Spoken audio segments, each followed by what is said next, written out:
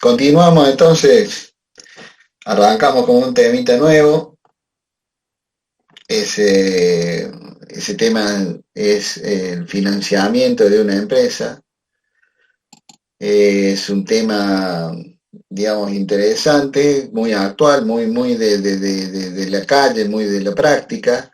Así que está bueno que participen y que ante alguna duda, alguna consulta, lo hagan, no se queden con la inquietud, ¿sabes? Así que bueno, como toda empresa, obviamente que volvemos a repetir el concepto, siempre estamos hablando acá de una empresa con fin de lucro, con propiedades y, digamos, inversiones independientes a lo que son el patrimonio y las propiedades de los socios, eso también hay que aclararlo bien. Así que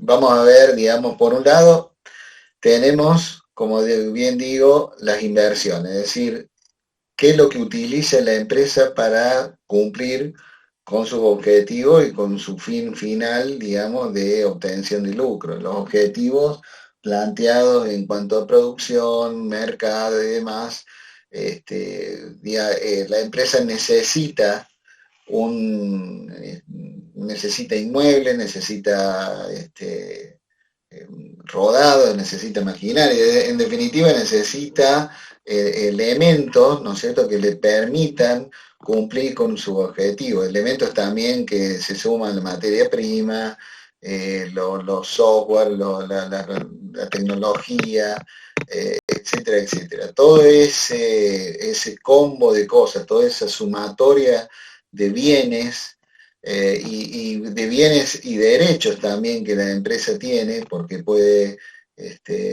tener a su vez derechos no solamente de derechos de fabricación, derechos de elementos de invención y demás, sino también de derechos de cuentas a cobrar, ¿no? Todo eso forma parte de lo que nosotros vamos a llamar de acá en más los activos de la empresa, ¿sí?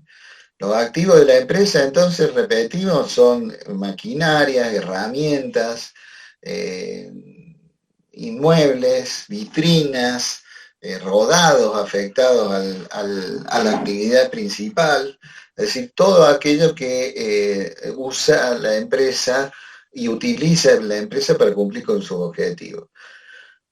A lo que agregamos también lo que hace al capital, ¿no es cierto? A los fondos necesarios como para que esos activos funcionen, ¿no? Tanto capital en pesos como capital, por ejemplo, en materia prima. ¿M? Entonces, todo eso sumado, más dijimos, a los derechos que la empresa tiene, derechos de fabricación, derechos de cobro, hacen a todo una sumatoria que llamamos, vuelvo a repetir, activos. ¿Mm? Ahora bien, todos esos activos de alguna forma tienen que ser sustentados, tienen que ser sostenidos.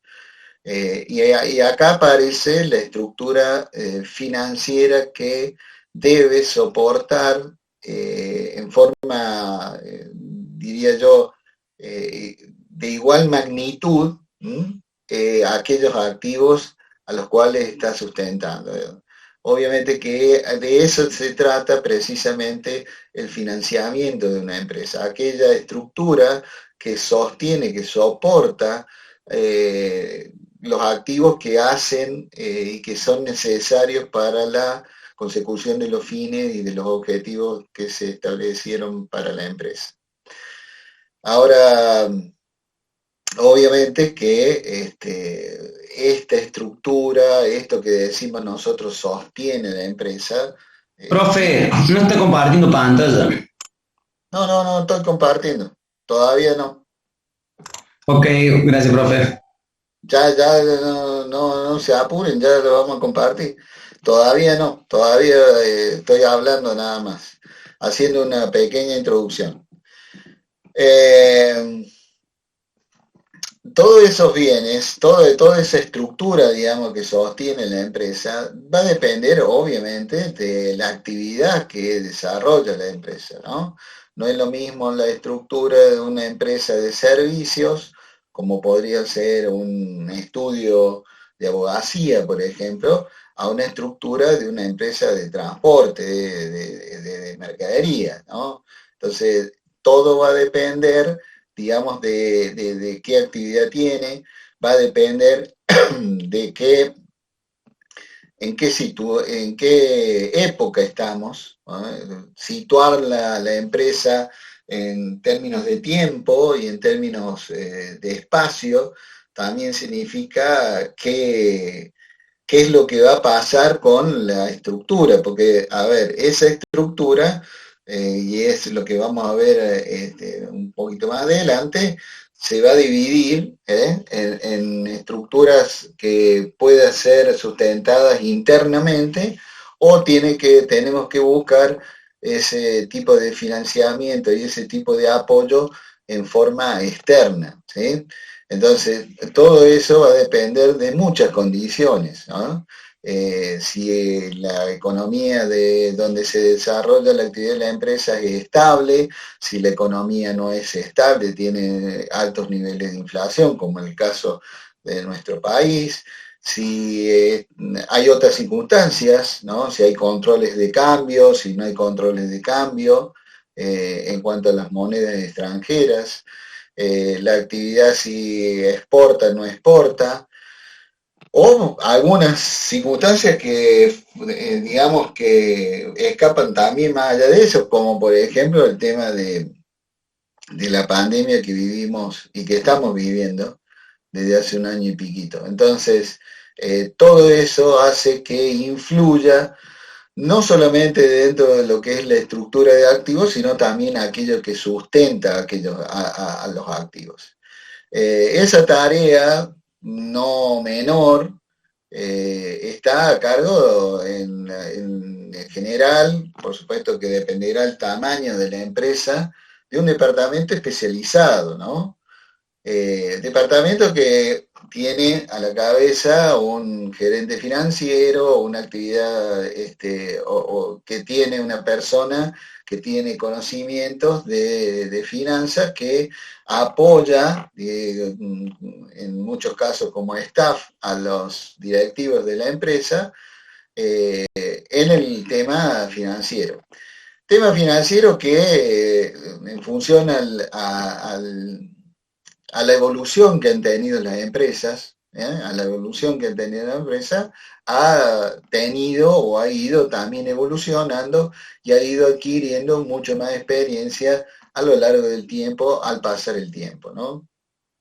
Antes no se le daba la importancia que tiene ahora y directamente, les digo antes, digo ahí al principio de la existencia de la asociación de las personas para llegar a un fin, no había una visión tan especializada dentro de lo que es la finanza, ¿no? Simplemente se conocía cuáles eran los instrumentos que los financistas ofrecían a las empresas y ahí terminaba, digamos, la tarea o el conocimiento de esos primeros gerentes financieros. Pero en la evolución aparecen otras tareas que obviamente tienden a cubrir las necesidades de una empresa mucho más compleja. Eh, por ejemplo, determinar ¿m? cuáles son los activos necesarios para la consecución de los objetivos y en función de determinar eso, determinar también si existen activos que son improductivos, ¿no es cierto? Como para usar el más eficiente el capital puesto en giro de la empresa. Obviamente también la oferta de productos que hay en el mercado es mucho más compleja y amplia de la que un par de siglos atrás existía. Hoy tenemos una inmensa, diría yo, productos, o muchos productos donde la empresa puede acceder y los bancos en general, que estamos hablando de eso, ¿no es cierto? Cuando hablamos de financiamiento, muchas veces financiamiento de bancos o de otro tipo de financiamiento, también han evolucionado muchísimo, eh, obviamente seguido de la mano de las necesidades que las empresas fueron teniendo a lo largo del tiempo. Entonces fueron apareciendo, cubriendo esas necesidades, esa variedad de productos que hoy en general los bancos tienen como para ofrecer a sus clientes y que por supuesto que vamos a ver varios de ellos acá y la idea es que aprendamos a, a, básicamente a conocer la existencia de ellos y muchas veces inclusive hasta usar el vocabulario necesario como para que nosotros sentados a conversar, aunque sea informalmente, sepamos de qué estamos hablando, ¿no? También la evolución implica el hecho de la construcción de las proyecciones de las necesidades futuras que puede llegar a tener una empresa, necesidades futuras que pueden estar reflejadas en lo que nosotros llamamos futuros flujos de fondos, donde el gerente financiero puede determinar los excesos de fondos y obviamente que las situaciones deficitarias, en cuyo caso podremos usar eficientemente nuestros recursos como para tener la posibilidad de acceder a un costo de capital usado en la actividad empresaria lo más acotado posible y lo suficientemente adecuado a las necesidades que tiene cada empresa, ¿no? Entonces, dicho todo esto, ahora sí, vamos a ir a compartir la pantalla.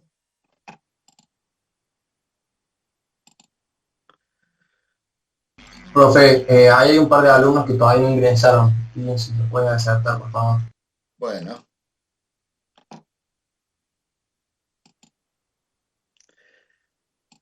ahí está.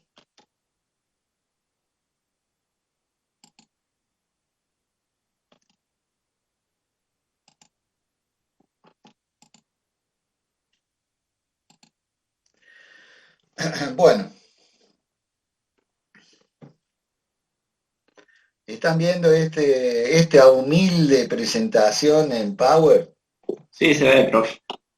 Bueno, no tiene dibujitos, no tiene nada, es muy sencillo porque esto yo, como le dije al principio, también fui aprendiendo a hacer a medida que íbamos avanzando, por eso es que lo mío es bastante espartano, si se quiere, en relación al uso del Power, pero bueno, espero que les sirva y que les sea útil. Como les dije, acá tenemos dos posibilidades, a grandes rasgos, la empresa tiene dos posibilidades de acceder y de sostenerse en función a la fuente de financiamiento. Dos grandes, digamos, dos grandes, alguien graba las casas, no sé si, Sabrina, no sé si alguien graba las casas, creo que sí, yo no las grabo. Pero para que ustedes también se queden tranquilos, estas clases son espejos de la del lunes, o sea que yo siempre doy una clase muy parecida los lunes y los viernes de la misma semana. Por supuesto que llegado el caso de alguna situación especial, ya lo resolveremos. Pero bueno, bueno, entonces les decía, tenemos dos grandes posibilidades, o sea, dos universos bien diferenciados respecto de dónde obtener los fondos para sostener a los activos de la empresa, como les decía hace un ratito.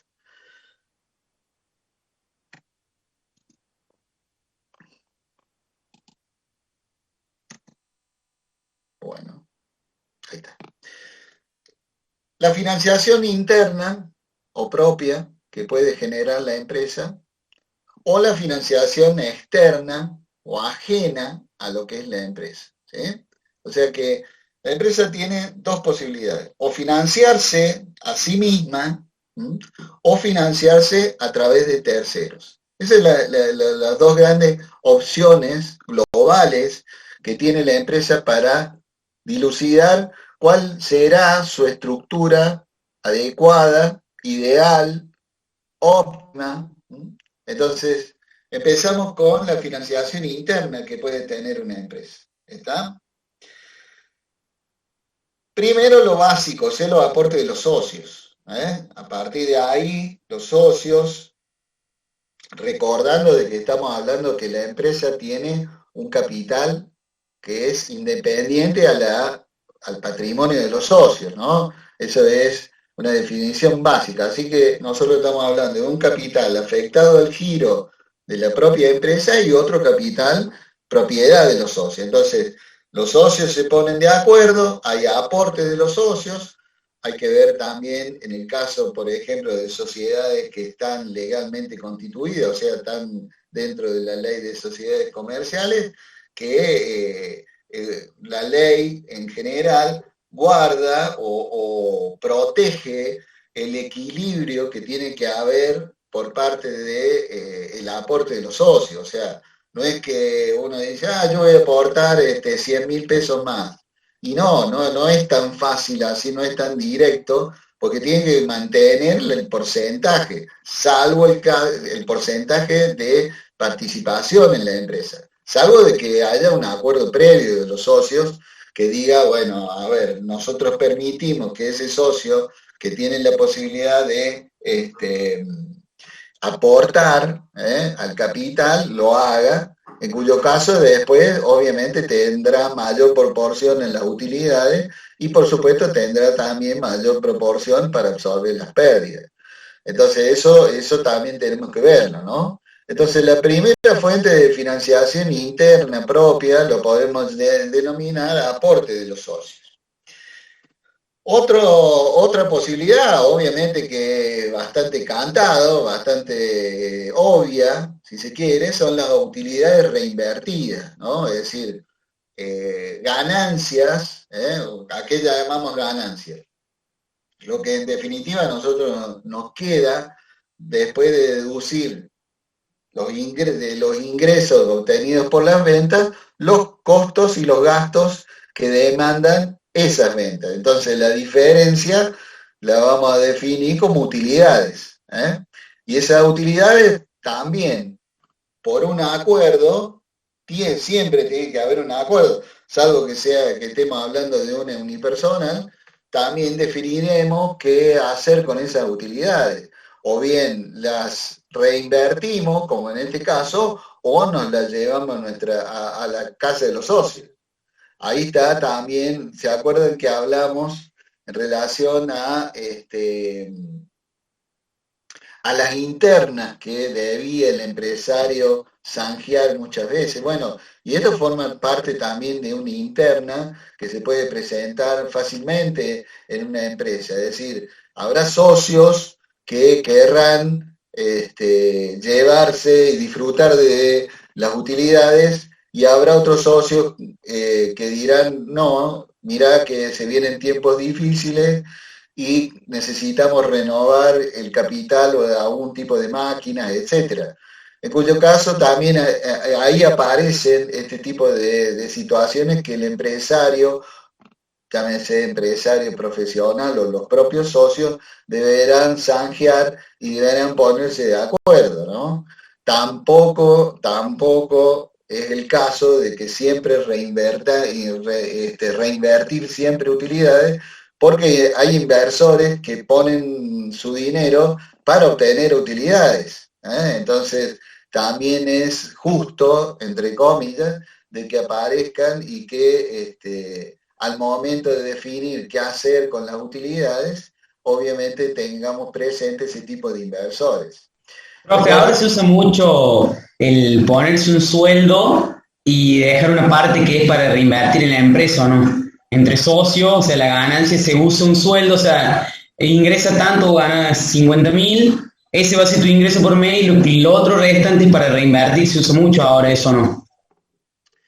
No, ahora y siempre. O sea, está la posibilidad de que a través del contrato social o del estatuto, los socios fijen un porcentaje determinado para constituir reserva para futuras inversiones, ¿no? Es decir, puede haber una cláusula perdón, en el contrato social, donde diga, bueno, el 20% de las utilidades que obtengamos van a ser constituidas como reserva para futuras inversiones.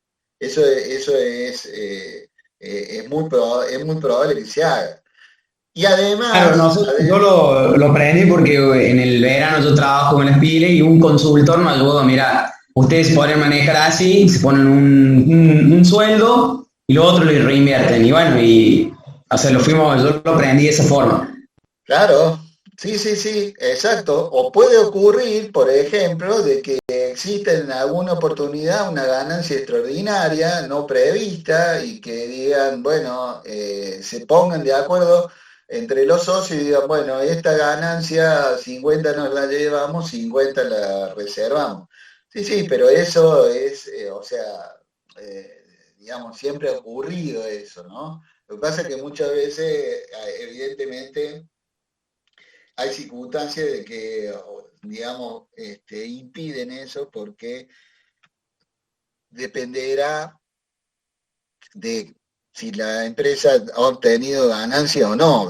Entonces eso también depende muchas veces no solamente de la empresa, sino las circunstancias que la rodean. Siempre vamos a caer en eso, ¿no es cierto? Es decir, lo que pasa es que acá suben los precios todo el tiempo.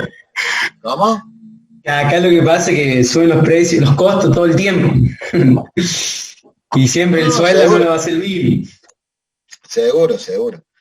Por eso, bueno, alguna vez tendremos que tener optimismo en cuanto a la estabilidad. Mira, yo tengo unos cuantos años más que vos seguramente y soy optimista para que en un futuro ustedes puedan disfrutar de un país un poco más estable, ¿no? Así que eso, Demian, perdón, me dice, es mucho más difícil con empresas con muchos socios como Coca-Cola, Apple. Obviamente, por supuesto, sí. Cuanto más grande la empresa, más complejo es la toma de esas decisiones, ¿no? Más complejo es. Imagínense, una empresa grande, generalmente los socios no se conocen uno a otro. Vos invertís, llegado al caso, vamos a poner una empresa que cotiza en bolsa. El inversor compra acciones de esa empresa y obviamente compra acciones, pone plata con el fin de obtener utilidades con esa compra. Ahora Y bien, nunca vas a ver. no, porque todos son los dueños. Los dueños son todos los accionistas, pero en ese caso hay empresas que obviamente que tienen su presidente que muy probablemente no sean socios, sean empleados. Entonces, de esos empleados, tendrá que obviamente que los ponen los propios socios a través de la elección de las asambleas y de la asamblea de director y demás, pero esos socios también tendrán que ver y de mantener el equilibrio, porque ¿qué pasa? Si la acción no genera utilidades para llevarse a su casa de los inversores y el valor de esa acción va a ir bajando. Entonces nadie va a tener un interés en invertir algo que no le deja utilidades para llevar a su casa. Entonces tiene que haber un muy buen equilibrio entre las utilidades reinvertidas y lo que los socios quieren llevarse a su casa. Por otra parte, hay otra cuestión que no es menor. Estas utilidades, estos fondos que la empresa retiene, no son gratis, a pesar de que parecen gratis. Y ahí también vienen errores al momento de evaluar qué hacer con esas utilidades, porque esas utilidades, como ustedes se podrán imaginar, tienen un costo de oportunidad. ¿Cuál es el costo de oportunidad? Y bueno, mínimamente decir, bueno, saco la plata y la pongo en plazo fijo. Entonces, también eso implica que al momento nosotros de evaluar qué hacer y qué decisión tomar como nosotros, como gestionadores de una empresa, tendremos que ver cuál es el costo de oportunidad de retener las utilidades o distribuirlas. Entonces, eso también tiene mucho que ver. También agrega Demian, también se puede retirar los dividendos y reinvertirlos en la empresa como aporte de socios. A ver, no, porque lo que pasa es que vos eso no, digamos, no tiene sentido, porque cuando vos haces eso, también tiene un costo de aumentar el capital, que muchas veces, y más hoy, no están dispuestos los socios a soportar ese costo, que generalmente es administrativo e importante, para hacer eso. O sea que no le veo mucha razonabilidad más en estos días, ¿no? Pero bueno, es un tema, una opinión mía. Bueno, seguimos entonces. ¿Les parece? Párate que me pase. Bueno, depreciación y amortización. Bueno, esto es un tema sumamente interesante. Yo acá me voy a permitir, como para que entiendan, darles un ejemplo. Yo antes lo hacía y me sentía mucho más cómodo haciéndolo en el pizarrón, pero ahora voy a usar un Excel como, digamos, como un pizarrón, ¿no es cierto? Como para dar un ejemplo a qué se refiere esto de amortizaciones y depreciaciones. Esto tiene un origen, digamos, en una realidad que vive la empresa a diario, ¿no? Una realidad que tiene que ver, a ver, que les voy a compartir.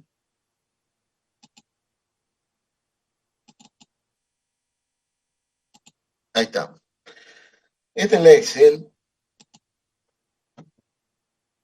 que voy a usar como pizarrón, ¿no? Digamos, hay una realidad en la empresa que la contabilidad, a través de mecanismos técnicos, pretende reflejar. O sea, digamos, la contabilidad, básicamente, y me adelanto un poquito a temas que van a venir más adelante, el objeto es mostrar razonablemente, por ejemplo, cuánto es lo que vale una empresa. No solamente determinar qué resultados tiene, sino qué es lo que vale una empresa a un momento determinado, una situación, determinar una situación, en este caso patrimonial. Y bueno, obviamente que todos los bienes, generalmente todos los bienes que usa la empresa, a que hacíamos referencia al principio, todos esos activos, tanto sea por el uso como por la tecnología, el avance tecnológico, tienen un deterioro.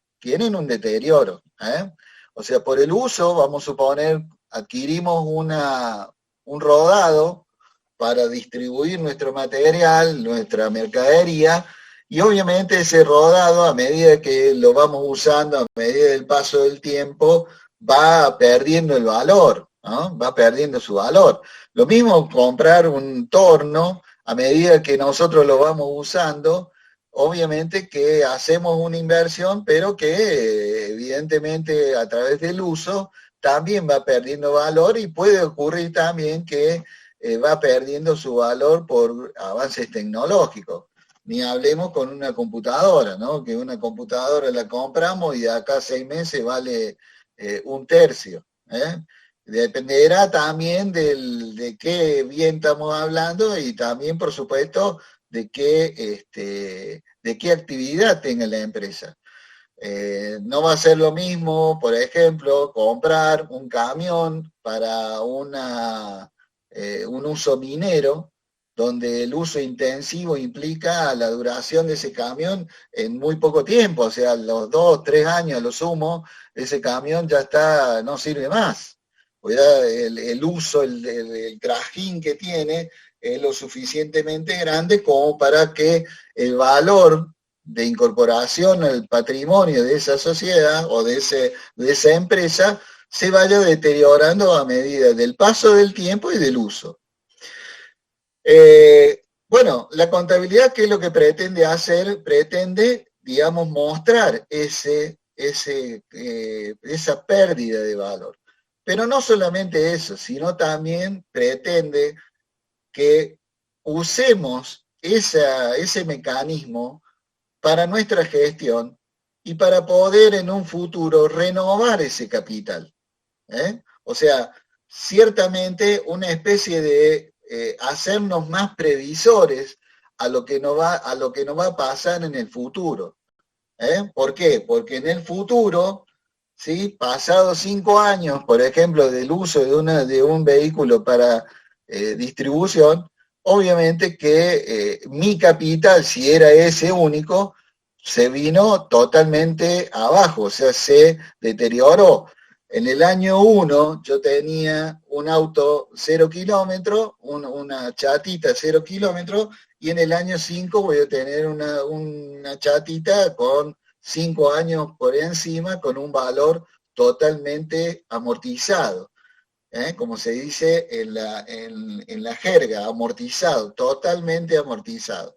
Entonces, ¿cuál es la idea de ahora cómo se cierra esto en cuanto al uso de esos fondos que la contabilidad me permite ver y utilizar? Vamos a un ejemplo. Vamos acá a marcar los años de vida útil que puede llegar a tener esa chatita que yo uso para distribuir. Vamos a suponer, estos son los años, 1, 2, 3, 4 y 5 años, la vida útil. Ustedes me dirán, bueno, ¿siempre los rodados duran 5 años? Mire, normalmente, por una convención, generalmente en una empresa que usa un rodado tiene una duración de 5 años, salvo que exista objetivamente, alguna característica de la propia actividad que desarrolla la empresa que pueda ser menor, pero difícilmente es mayor. Las máquinas, por ejemplo, pueden durar 10 años, los inmuebles se dicen que duran 50 años, pero eso es, digamos, una convención técnica que establece la contabilidad como sugerencia, digamos. No necesariamente las empresas tienen que ser así. Pero bueno, nosotros usamos eso. Usamos también lo que llamamos amortizaciones en línea recta. Esta no es no es el único método de amortización que podemos usar. Existe otro método, por ejemplo, en el caso de un torno, en cuanto a tener en consideración la cantidad de piezas fabricadas o la cantidad de horas en funcionamiento de la máquina. Bueno, dependerá entonces de la utilidad que nosotros le podamos dar a esta práctica, digamos, contable tan útil para la gestión futura de la empresa. O nosotros en este curso, a los efectos de facilitar la comprensión, vamos a usar solamente la amortización de línea recta, ¿sí? O sea, un porcentaje igual por año. En este caso, si el rodado estamos calculando que se va a amortizar a lo largo de 5 años, vamos a suponer que se va a amortizar un 20% por año. ¿Mm? Si nosotros el precio que pagamos de incorporación al patrimonio es de 100.000, vamos a suponer y que además en el primer año lo compramos en el primer semestre del año, entonces vamos a calcular 20.000 pesos por año de amortización. O sea, por ejercicio, vamos a calcular que pierde valor unos 20.000 pesos por año este rodado, ¿sí? Esto ustedes lo ven también en costo, este es un concepto que también lo ven en costo, por eso hay veces que las materias un poco se cruzan en algunos conceptos, como por ejemplo ustedes lo van a ver seguramente, y si no ya lo vieron, en lo que son los costos indirectos de fabricación. Ustedes saben que en costos tenemos 3 tipos de costos: materia prima, materia prima directa, mano de obra directa y costos indirectos de fabricación. Costos indirectos de fabricación es la sumatoria de una serie de conceptos totalmente heterogéneos, donde incluye la amortización de las maquinarias y rodados. Esa amortización que está incluida en esos costos indirectos de fabricación son estos 20.000 pesos que nosotros le restamos al valor de origen de los bienes que nosotros invertimos, ¿sí? Entonces, en el primer ejercicio, dentro de los costos indirectos de fabricación, si yo tengo este único bien, van a aparecer estos 20.000 pesos, ¿sí? Entonces, ¿qué es lo que va a ocurrir acá si nosotros vemos que vamos a calcular el valor residual del bien? ¿Cuál es el valor residual del bien? El valor que va teniendo a través de los años, ¿sí? Restado las amortizaciones que se van acumulando a través de los años. Entonces, al cierre del primer ejercicio contable, acá en el año 1, ese bien va a valer 80.000 pesos. Al cierre del segundo ejercicio, ese bien va a tener un valor residual contable, o sea, contablemente va a aparecer con un valor de 60.000 pesos. Y así sucesivamente hasta llegar al quinto año con un valor residual de 0. O sea, contablemente, en el quinto año, el bien va a tener un valor residual de 0. O sea, contablemente, mi activo, si fuera únicamente ese bien, es 0. Es 0. Entonces, dicho esto, fíjense ustedes, y acá viene un poco el razonamiento de por qué esas amortizaciones que estamos hablando de 20.000 pesos forman parte de los costos indirectos de fabricación. Y a su vez, ustedes saben de que esos costos indirectos de fabricación forman parte de los costos totales, a los cuales si le agregamos la utilidad pretendida de esos bienes que estamos vendiendo, hacemos al precio final que vamos a cobrarle al público consumidor. Entonces, fíjense, si nosotros vendemos todos los productos, de alguna forma estamos recuperando a través del precio de venta de los productos esos 20.000 pesos. ¿Se entiende? ¿Por qué? Y porque los 20.000 pesos forman parte de los costos y los costos forman parte del precio del producto que yo estoy vendiendo. Entonces, de alguna forma estoy recuperando esas amortizaciones. Entonces, ¿qué es lo que va a pasar ahí? Como eso no es una erogación, a ver, cuando nosotros compramos materia prima, ¿sí? Directa, lo tenemos que pagar, hay una erogación. Cuando nosotros pagamos a los obreros, al empleado, a la mano de obra directa, hay una erogación. Erogación significa una salida de dinero de mi bolsillo. Cuando nosotros pagamos la luz, pagamos la despensa, pagamos la secretaria, pagamos todo lo que hay que pagar, que forman parte de los costos indirectos de fabricación, en algunos casos más los gastos de comercialización y de administración, que también forman parte, también son erogaciones, o sea, hay fondos que salen del bolsillo de la empresa y que forman parte de esos costos. Ahora, estas amortizaciones no son fondos que salen en ese momento, ¿sí? Entonces, es plata que yo voy a tener y que no va a tener en ese momento una contrapartida con una erogación. Entonces, ¿qué es lo que va a pasar? Si yo hago una suma-resta de lo que me ingresó en la caja sobre lo que me egresó de la caja, a mí me van a sobrar 20.000 pesos. Y me van a sobrar 20.000 pesos que voy a decir, ¿qué hago? Uy, mira, me aparecieron estos 20.000 pesos. ¿Qué hago? Y bueno, ahí está en la razonabilidad de la gestión. Yo esa plata, con una gestión sana de la empresa, voy a hacer reservas en la medida que yo voy juntando a lo largo de los 5 años ese dinero. ¿Para qué? Y para que cuando yo tenga al 5.º año, yo pueda renovar ese vehículo que estoy usando para la distribución y así tener siempre actualizado mi capital afectado al giro, aspecto que no es menos importante.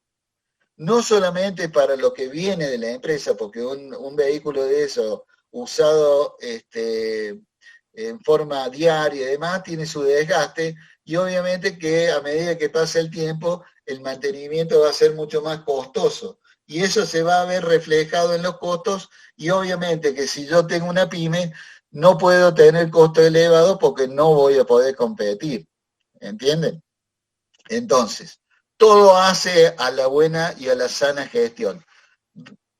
Guardar por eso es una importante fuente de financiamiento, estas depreciaciones, estas amortizaciones que se van acumulando y que yo necesariamente, como un buen gerente financiero, tengo que ir reservando para ir después renovando aquellos bienes, ¿sí? ¿Alguno que no entendió de esto? Hable ahora o calle para siempre, diría algún testigo en un casamiento. Sí. Sí, estaba tomando nota y me perdí en la última parte cuando contó qué es lo que hacía una buena gestión financiera con ese sobrante que creo que corresponde a la amortización. Eso se reinvierte entonces.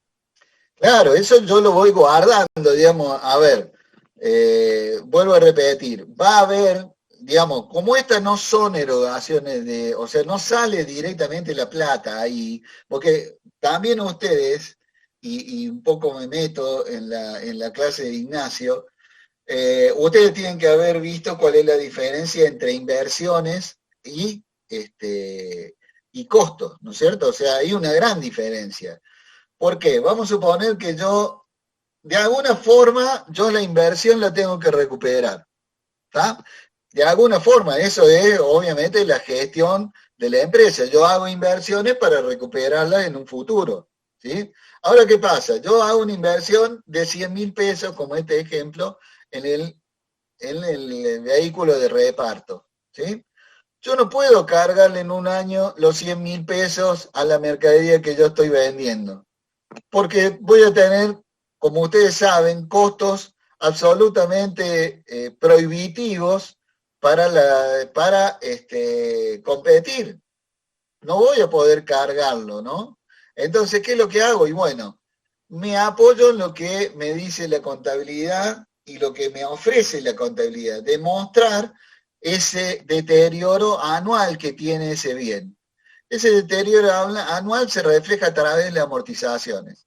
Esas amortizaciones que están cargadas en los costos y que yo recupero en el precio del bien, ¿sí? no hay, si yo veo, a ver, si yo hago un flujo de fondo, es decir, reflejo todo el ingreso de efectivo de las ventas y reflejo todo el egreso efectivo de los costos y gastos, no me van a aparecer estos 20.000 pesos. Entonces, ¿qué va a pasar? Voy a tener un sobrante de efectivo, que es lo que son los 20.000 pesos. Cuando yo venda toda la producción, obviamente que estamos hablando de una producción anual, ¿ah? Eso se va recuperando a medida que yo voy vendiendo de a poquito, de a puchito, de a puchito, que voy vendiendo la mercadería todos los días, hasta hacer un año, que es donde yo busco hacer el periodo. Bueno, en ese año, la diferencia entre ventas, costos y demás, me van a aparecer esos 20.000 pesos, que yo voy a haber recuperado a través del precio de venta de esos productos. Bueno, ahí va a estar en el hecho de decir, bueno, a ver, esta plata que forma parte de esa amortización, de ese deterioro, yo la tengo que reservar para en un futuro renovar esa camionetita que yo uso para el reparto. Porque si no, va a llegar el quinto año con una camionetita toda rota, que va a demandar un mantenimiento mucho más costoso, ¿sí? Y que obviamente que no va a favorecer ni a la imagen de la empresa, ni a los propios costos de la empresa. ¿Se entiende? Entonces, esta forma a nosotros nos va a permitir de recuperar eso y obviamente reservándolo, porque si nos llevamos a la casa no tenemos posibilidad, no tenemos chance de renovar ningún bien. Ahora, hago una pregunta, a ver, voy a leer un poco el chat acá. Maestro, gracias, Leandro. Ah, no, era para Fernández que le pasó el bien. Era a otro, le decía maestro. Bueno, no importa.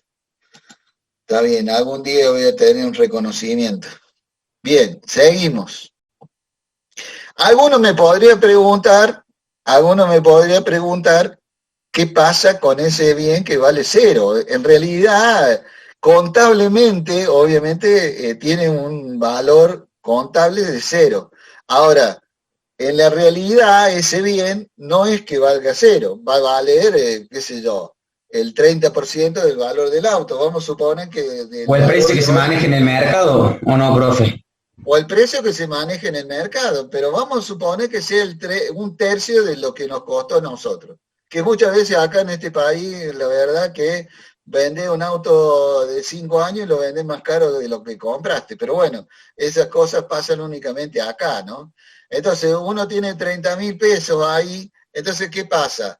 Esos 30.000 pesos son utilidades extraordinarias porque, a ver, yo no me dedico a vender autos, me dedico a vender, por ejemplo, zapatos, no me dedico a vender autos, o sea que yo esa chatita de reparto lo usé para vender zapatos, no no me dedico, la empresa no tiene como objeto principal vender autos, con lo cual es una utilidad absolutamente extraordinaria, pero que esa utilidad a mí me va a servir también, sumado a las amortizaciones, me va a permitir a mí renovar esa camionetita.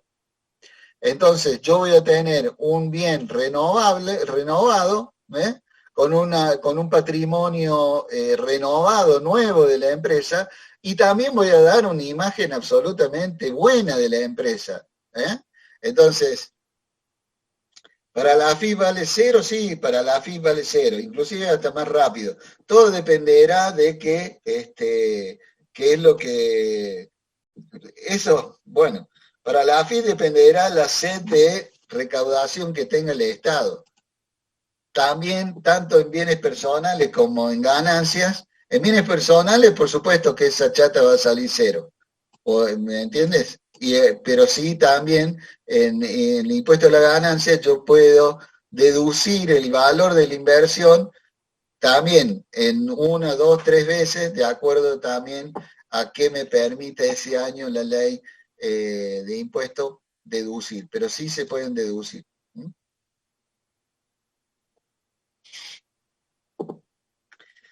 Preguntan acá. Demian.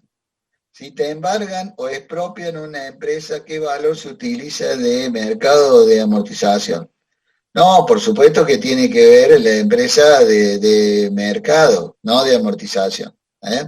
Pero bueno, son ejemplos muy puntuales, muy radicales, que escapan a veces acá el interés que tengo yo de que ustedes entiendan cuál es la metodología esta que a nosotros nos va a servir como, digamos, fuente de financiamiento sustancial en el futuro de la empresa, ¿sí? Así que volvemos a donde habíamos quedado, ¿está? Depreciaciones y amortizaciones. Bien, seguimos. Si me deja. Incremento de pasivo acumulado. Bueno, esto es un término que a veces le resulta difícil a personas y a estudiantes que nunca vieron hasta ahora y no son familiarizados con los términos contables. Pero básicamente, ¿en qué consiste este ítem D? Consiste en armar previsiones, o sea, yo armo una cuenta, o lo que llamamos nosotros un acumulador, que se llama previsión, puede tener varios nombres, pero vamos a suponer, lo vamos a hacer global, una previsión para futuras erogaciones. Por ejemplo, yo armo una previsión para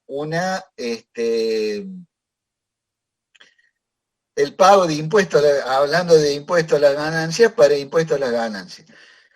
¿Por qué armo eso? Porque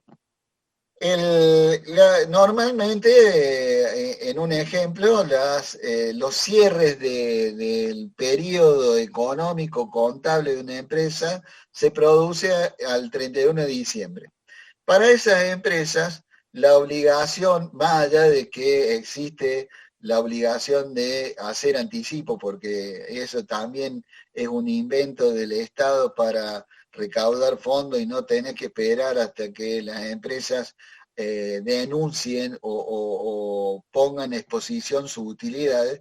Entonces, ¿qué hace el Estado? En función de lo que vivió la empresa en el pasado, le dice, vos tenés que poner anticipo, o sea, anticipar a utilidades, impuestos sobre utilidades que todavía no han ocurrido o que van ocurriendo a medida que va pasando el tiempo. O sea, una cosa totalmente agarrada de los pelos, pero bueno, es lo que pasa en un país donde hay un peso y un ahogo fiscal enorme. Entonces, se inventan cosas que yo creo que en muy pocos países existe tanta presión fiscal como ocurre acá en este país. Pero bueno, volviendo al ejemplo, un cierre de balance de estado contable al 31 de diciembre, la AFIP le dice, esas utilidades que la empresa tuvo al 31 de diciembre, tiene la obligación de hacer una liquidación al quinto mes siguiente a la fecha de cierre del balance. O sea, vamos a suponer, o al cuarto mes, dependerá también los años y demás, pero normalmente al quinto mes, o sea, en mayo, una empresa que cerró balance el 31 de diciembre tiene que poner el dinero correspondiente a la diferencia entre las utilidades reales que obtuvo y los anticipos que vino haciendo. ¿Tá? Entonces ahí se genera un futuro gasto, una futura erogación que la empresa dice, yo sé que en mayo, y estoy hablando de posicionándome en el tiempo el 31 de diciembre, yo sé que en mayo tengo que pagar tanta cantidad de dinero porque yo ya calculé cuál va a ser la utilidad. Todavía no es exigible. Entonces, ¿qué hago? Hago esa previsión que son estos pasivos acumulados a que se refiere este punto D. ¿Tá? Entonces hago esa previsión, acumulo en esa cuenta aquellas erogaciones que van a ocurrir en un futuro para, llegado el caso, en mayo, tener la plata y no decir, uy, mira, me sorprendí, ahora ¿qué hago? No tengo la plata que tendría que haber tenido. Bueno, esa es una forma de financiarse internamente la propia empresa, ¿sí? Bueno, otra forma también que algo habíamos mencionado recién es la venta de activos. Ahora, pero obviamente se sobreentiende que son ventas de activos improductivos, ¿eh? O sea que no hoy la empresa, por eso hablaba de la gestión del gerente financiero, deberá determinar cuáles son los activos necesarios para cumplir eficientemente los objetivos que tiene la empresa planteado en el largo plazo y en el corto plazo, ¿eh? Entonces, en función de eso, el gerente financiero tiene que evaluar si existen activos que hoy son improductivos. Por ejemplo, puede haber la empresa oportunamente compró algunos departamentos en carácter de inversor y bueno, hoy necesitamos comprar maquinaria, por ejemplo. Y bueno, tendremos que hacernos de ese fondo que vendiendo un departamento para poder nosotros comprar esa y adquirir esa maquinaria. Básicamente, eso es lo que se refiere a ventas de activos, ¿eh? No, por supuesto, vamos a vender los activos que son productivos, ¿eh? que hacen falta para la actividad principal, ¿no? Vamos a suponer una empresa agropecuaria está endeudada, necesita cancelar deudas y toma la decisión, antes que esa deuda se haga cada vez más grande, se haga una bola de nieve, de decir, bueno, vendo una fracción de campo. En ese caso no es lo que estamos hablando acá, sino que en ese caso estamos tirando, digamos, un salvavidas, cosa de que poder cubrir esa deuda que ya teníamos de antemano, ¿no? No me refiero a ese tipo de ventas de activos, porque en ese caso yo estoy extrayendo de la posibilidad de producción una cierta cantidad de hectáreas, en el caso de una empresa agropecuaria, y eso obviamente que después se va a ver reflejado en la capacidad productiva. Pero bueno, muchas veces las empresas se ven en la necesidad de hacer ese tipo digamos, de tomar ese tipo de decisiones antes de que la situación se torne cada vez más difícil y que después torne en peligro la vida propia de la empresa, ¿sí? Medio como que es preferible amputar una parte del cuerpo de la empresa antes de que la gangrena o la infección llegue a toda la empresa. Digamos, una imagen un poco cruda de lo que puede ocurrir en el caso de no tomar decisiones a tiempo, y eso también algo vamos a charlar cuando veamos el siguiente tema, que es concurso de quiebra, que en la próxima semana lo vamos a ver, ¿eh? ¿Alguna duda hasta acá en financiación interna propia que quieran consultar? Dice Demian, y si una empresa vende una máquina productiva a cambio de capital para invertir en algo que dé más rentabilidad, ¿cuenta como venta de activos? Sí, claro, cuenta como venta de activos. Es difícil, ¿no es cierto? Es difícil. Puede ocurrir, ojo, puede ocurrir de que decidamos la empresa, digo, decida cambiar de rubro o tener otro tipo de productos, ¿no es cierto? En cuyo caso puede haber, digamos, puede ocurrir, por ejemplo, que tengamos un torno, ¿sí? Que hoy no está produciendo, pero necesitamos venderlo para reponer ese tono y cambiarlo por un tono de una tecnología mayor. Vamos a suponer un tono de control numérico, por ejemplo. Puede ocurrir y eso forma parte de la venta de activos para financiar eso, ¿sí? ¿Quién me pregunta? Antonella. No no me quedó bien claro las utilidades reinvertidas. ¿En qué sentido no te quedó claro, Antonella? Abrite el micrófono.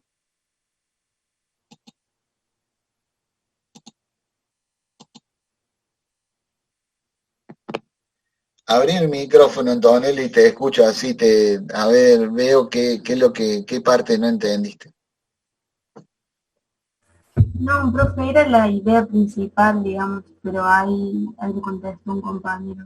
La idea principal es las utilidades que nosotros tenemos, reinvertir en la propia empresa, o sea, incorporar, vamos a suponer, decimos, bueno, obtuve cierta cantidad de utilidades, esas utilidades las uso, por ejemplo, para comprar un tono mejor, ¿eh? Como por ejemplo habíamos dicho recién, o sea, vos vendés, o sea, no siempre aparecen estas financiaciones absolutamente solas, individuales.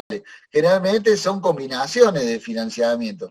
Parte lo ponen los socios, parte son utilidades que se han ganado, parte ventas de activos, es decir, vamos a suponer, tengo un torno viejo ya, lo vendo, pongo una parte de utilidades reinvertidas, o sea, de utilidades que obtuve durante ejercicios anteriores, y aparte puede ser de que los socios también de su propio bolsillo pongan la parte restante y así posibilitar comprar, por ejemplo, un torno de control numérico que obviamente va a traer beneficios futuros teniendo una tecnología mejor. Bueno, Anto, me alegro que hayas entendido. Entonces pasamos a la otra posibilidad, a la otra posibilidad que tiene la empresa frente a las necesidades, volvemos a repetir, de sostener los activos que la empresa necesita para su actividad normal, ¿sí? Su actividad normal. ¿Cuáles eran esos activos? Vuelvo a repetir, todo lo que sea maquinaria, herramientas, edificios, instalaciones, vitrinas, todo eso hace los activos, también hace los activos la mercadería que necesite la empresa para moverse, también hace a los activos los fondos de la caja chica, como para pagar la luz, algún sueldo, algún impuesto, todo eso hace los activos. Y también hacen los activos los derechos de cobro que tiene la empresa, o sea, cuáles son los derechos y por qué necesito plata para financiar eso. Y bueno, si yo le doy a mi cliente 30 días para pagar y tengo vencimientos antes que tengo que cumplir, y obviamente que yo tengo que tener fondos propios para no tener que esperar a los 30 días que cobre esa venta que realicé. Entonces también hace falta ese tipo de dinero, ¿no? Entonces, yendo ya a la... Perdón, uy, se me fue todo. Lo apreté mal acá. Ahí está.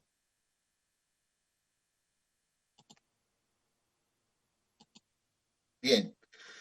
Entonces, arrancamos con la otra posibilidad, o sea, vimos una posibilidad grande, financiamiento interno, ahora vemos otra rama de posibilidades, otra rama y posibilidades de decisión, que son la financiación externa, o sea, entran fondos ajenos a la empresa, ¿sí? Acá lo vamos a dividir un poco pensando, digamos, en el detalle y en la cantidad de productos que hay y por sobre todas las cosas que tiene que haber un equilibrio entre el origen de esos fondos y el destino que va a tener esos fondos, ¿sí? Por ejemplo, ¿y a qué me refiero eso para que quede claro? Siempre hablamos, y es una convención que vamos a tener nosotros, siempre hablamos de corto plazo a todo aquello que tenga un plazo menor al año, hasta un año. Eso es corto plazo y va a ser corto plazo para nosotros, ¿sí? Hasta un año, corto plazo, ¿sí? Ahora bien,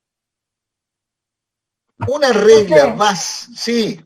¿El equilibrio era entre el origen de los fondos y cuál era el otro? el origen de los fondos y el destino que van a tener esos fondos. Y ahora voy a un ejemplo para que entiendan mejor.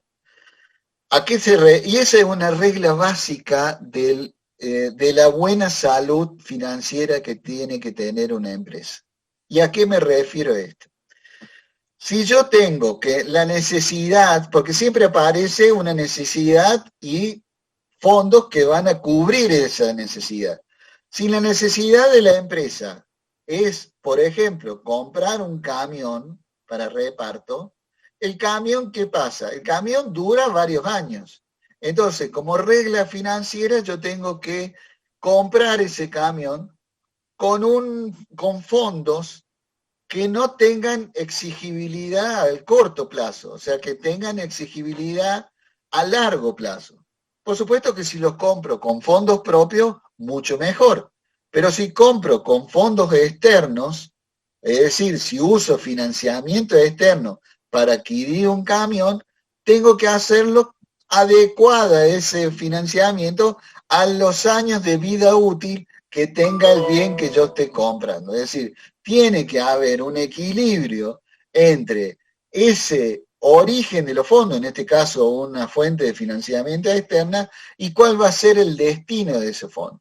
Por el contrario, si el destino de los fondos van a ser mercadería y nosotros sabemos que la mercadería debe tener una rotación a corto plazo, o sea, de días, y yo voy a necesitar fondos que sean de vencimiento a corto plazo, o puedo tener fondos que tengan vencimiento a corto plazo, ¿sí? No puedo, digamos, sacar, ¿a qué me refiero? Si yo compro un camión, volviendo al tema del camión, con un préstamo que vence a los 30 días, y la verdad que se me va a hacer muy complicado pagar ese préstamo con el fruto que me da el camión, porque la idea es que la inversión que yo hago me deje pagar el préstamo que estoy sacando. Esa es una regla financiera básica, ¿sí? Básica. Y ustedes me dirán, bueno, pero eso es absolutamente, digamos, es un razonamiento absolutamente básico, ¿sí? Y muy fácil de entender. Ahora, ¿todo el mundo tiene que hacer eso? No, todo el mundo no hace eso y por eso provienen muchas veces los inconvenientes que surgen financieramente de las empresas. Es decir, con el hecho de agarrar y decir, bueno, voy a aprovechar una oportunidad de comprar un camión barato, se meten o toman créditos a corto plazo que después les resulta imposible pagar. Entonces esa oportunidad que aparecía al principio no lo es para nada y les meten un grave problema financiero a la empresa que generalmente termina en una refinanciación, en pagar intereses más caros, en, bueno, una serie de inconvenientes, inclusive hasta inconvenientes de llegar a una cesación de pago o a un concurso, como ya lo podemos ver, lo vamos a ver más adelante, ¿sí? Bien, entonces, dicho esto, como introducción, tenemos primero como oferta, digamos, en el mercado de financiamiento que posee la empresa, o sea, a qué la empresa puede llegar a tomar a corto plazo, aparecen los créditos comerciales. Los créditos comerciales tienen vinculación con los propios proveedores, ¿eh? Los créditos comerciales tienen, nosotros lo llamamos el crédito más natural que tiene una empresa, o sea, el crédito cuyo acceso es el más fácil, el más natural, no siempre es el más conveniente, pero el que tiene más a mano la empresa al momento de endeudarse, de tomar fondos ajenos para su desenvolvimiento. Por ejemplo, ¿a qué se refiere con los préstamos de proveedores? Yo tengo una empresa que vende, por ejemplo, artículos de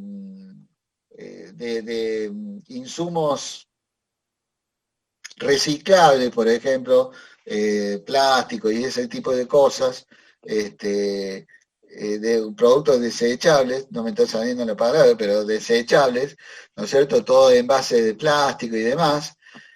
Yo voy a tener, ¿cómo? Descartable. Bueno, desechable, decía yo. Bueno, gracias. Descartable. Yo tengo un proveedor de esos productos. Digamos, empresa que se dedica a vender artículos descartables, tiene un proveedor. O sea, ese proveedor que fabrica esos productos, precisamente provee a esta empresa que se dedica a la venta minorista de esos productos.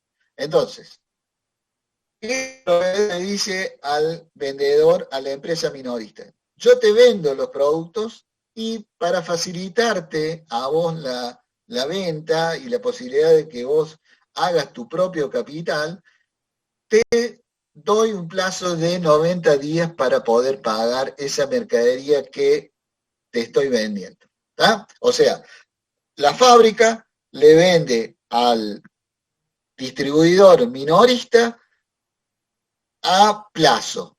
Entonces ahí la empresa tiene esa mercadería que recién tiene la obligación de pagar a los 90 días.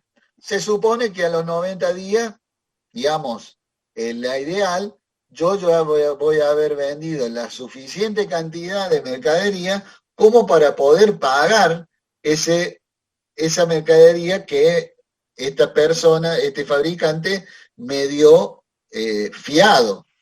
Y ahí hago también un ejemplo que para que ustedes entiendan bien, muchas veces a nivel de pueblo, a nivel de barrio, existen los almaceneros o los supermercados pequeños, donde están los comerciantes que tienen una libretita y que las personas vienen, compran y dicen, anotame en esa cuentita que tienen esos almaceneros. Entonces el almacenero va, anota, y esas personas, cuando cobran a fin de mes, vienen y cancelan esa deuda.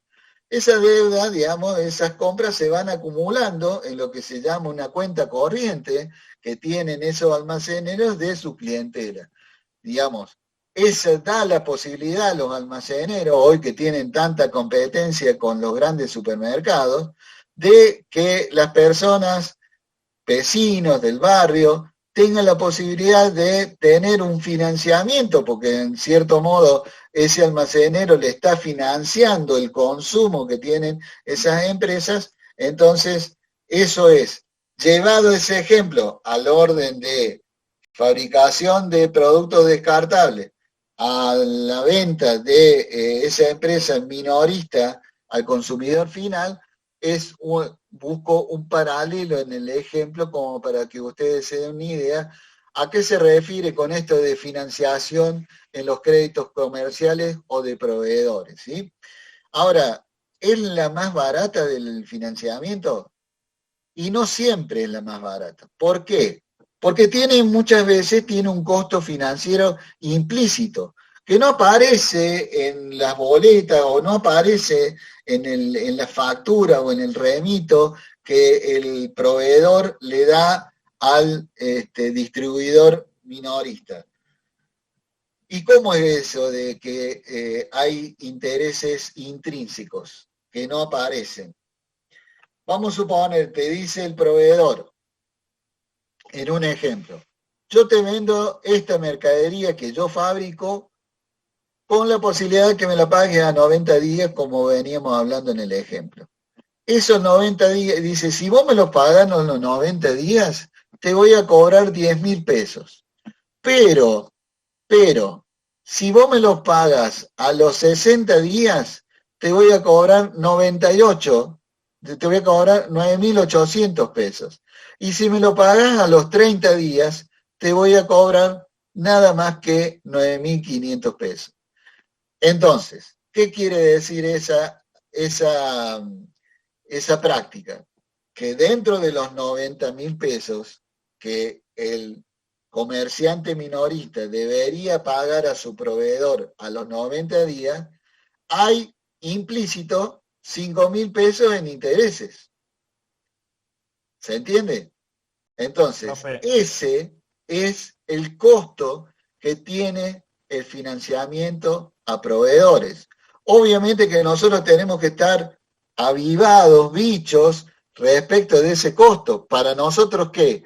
Tomar una decisión y decir, bueno, a ver, ¿me conviene que este tipo me venda, este proveedor me venda 90 días? ¿O yo puedo sacarle el dinero de otro lado, como por ejemplo una entidad financiera, y pagarle de contado esa mercadería a 95.000 pesos?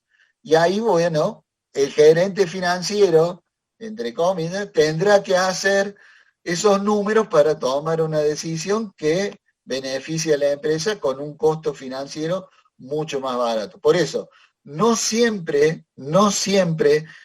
los proveedores financian a sus clientes, vendedores minoristas, con la mejor posibilidad. Entonces eso hay que tenerlo muy en cuenta. Obviamente que nosotros decimos que es el más natural y el más fácil de obtener, porque, digamos, a distinto nivel, tanto el proveedor como el minorista venden las mismas mercaderías. O sea, el proveedor el fabricante, además de fabricar, vende la mercadería, que es lo mismo que hace el minorista. Con lo cual, ambos conocen perfectamente cuál es el mercado y en qué condiciones se está moviendo el mercado, si el mercado está comprando más bolsitas de nylon o si está comprando más papel, si el consumidor se está demorando más, me está pagando con tarjeta en vez de pagarme en efectivo, porque la tarjeta nosotros sabemos de que además de un costo de comisión también tiene una demora en la efectivización de esa venta, puede ser 30, 60 días. Profe, Sí. por lo general estos créditos comerciales se llevan a cabo en blanco, en negro, se firma algún pagaré. Eso hay de todo en la vida, en la viña del Señor. Blanco, negro, gris, hay de todo. Por supuesto, obviamente que eso tiene que ver también, a ver, todo lo que sea financiamiento externo, tiene que haber una cuota de confianza, ¿sí? Digamos, imagínate vos prestándole plata a alguien. ¿Qué vas a tener? Tenés que tener confianza en que esa plata te la van a devolver, porque si no, ¿qué? No la vas a prestar ni loco. Entonces, Claro, por eso pregunto, porque, digamos, por ahí vio que sabe haber financieras, digamos, que son financieras que prestan plata, pero no son legales, digamos. O sea, sería claro. como prestar plata, pero en realidad sería mercadería. No, bueno, a ver, puede llegar el caso. Lo que pasa es que, bueno, eso es todo un tema que va mucho más allá, que es muy probable que lo veamos ahora, cuando veamos concurso y quiebra, el tema siguiente a seguramente que vamos a abordar ese tipo de financiamiento fuera del sistema financiero, o sea, un financiamiento con, obviamente, con prestamistas, que obligan a la empresa a absorber un costo tremendo en función a la posibilidad de salvarse, y a veces son verdaderos salvavidas de plomo, ¿no? Así que por eso que también hay que tener mucho cuidado con eso, hay que tener mucho cuidado.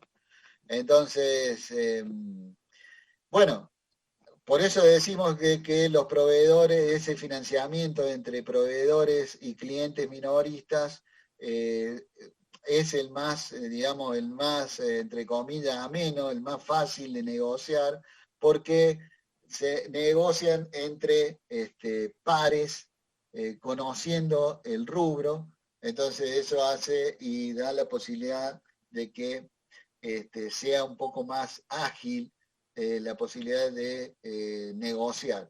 Por supuesto que no es lo mismo un proveedor, digamos, un minorista, un negocio, una empresa minorista que recién arranca, que recién empieza, que nadie lo conoce, que el proveedor no lo conoce, que una empresa minorista que tenga años en el rubro, en cuyo caso obviamente que la empresa proveedora, si no la conoce, va a tomar algún cierta previsión, algún documento en garantía, no va a ser tan fácil el hecho de fijar un financiamiento a plazo, ¿no?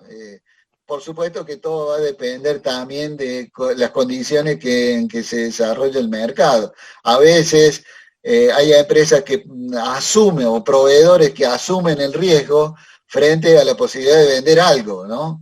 Decir, bueno, prefiero vender algo, asumo riesgo, a lo mejor obviamente que esa venta, por supuesto que esos intereses van a ser mucho más altos que en otras circunstancias y que a otro cliente, no necesariamente tampoco a todos los clientes le va a cobrar lo mismo. A algún cliente, ese proveedor, le va a cobrar mucho menos de intereses porque ya lo conoce de muchos años, y a otro cliente minorista que no conoce le va a cobrar mucho más caro, porque obviamente que frente a la incertidumbre y al mayor riesgo implica, por supuesto, un mayor costo en el financiamiento, ¿no? Eso también forma parte de la teoría financiera. A mayor riesgo, mayor costo en el financiamiento, ¿no? Profe, perdón que lo interrumpa, pero estamos por empezar costos en breve. Para tener en Bueno, cuenta está bien, me quieren abandonar. Está bien. Me abandonan. Sí, no hay ningún problema. Yo los dejo ahora y seguimos el otro viernes, si Dios quiere. Así que bueno, los saludo, los despido. Que tengan un buen fin de semana. No, profe, buen fin de... A cuidarse, muchas gracias, profe. a cuidarse, no vayan a la fiesta clandestina ni todo eso, que está muy jodido. Cuídense, cuiden a sus padres, a sus abuelos. Nos vemos, profe. Chao, chao.